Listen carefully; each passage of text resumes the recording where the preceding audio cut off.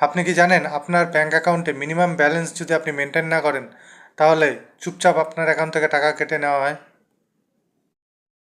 অনেকে আছে যারা ব্যাংকে সেভিংস অ্যাকাউন্ট খুলে নেয় কিন্তু মিনিমাম ব্যালেন্সটুকু মেনটেন করে না, যার ফলে ব্যাংক প্রত্যেক মাসে পেনাল্টি চার্জ কাটতে থাকে।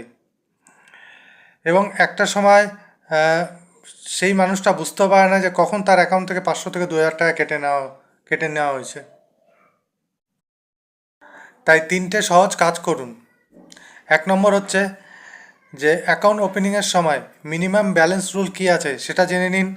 2 নম্বর হচ্ছে SMS অ্যালার্ট এবং নেট ব্যাঙ্কিংয়ের লিঙ্ক অ্যাকাউন্টের সঙ্গে করে নিন।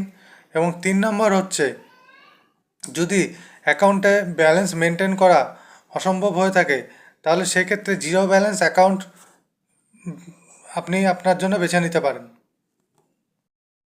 আপনি এমন প্র্যাকটিক্যাল ফাইন্যান্স, ইন্স্যুরেন্স এবং ব্যাংকিং রিলেটেড টিপস জানতে চাইলে ফলো করুন আমার Facebook profile Joyanta Das BFSI. আর এই ভিডিওটা যদি আপনি ইউটিউবে দেখছেন তাহলে জয়ন্ত দাস বিএফএসআই চ্যানেলটি সাবস্ক্রাইব করুন, বা আপনি যদি এই ভিডিওটি ইনস্টাগ্রামে ফলো করছেন তাহলে আমার চ্যানেলটি ইনস্টাগ্রামে যেটা রয়েছে জয়ন্ত দাস বিএফএসআই একই নামে, সেটা ফলো করুন।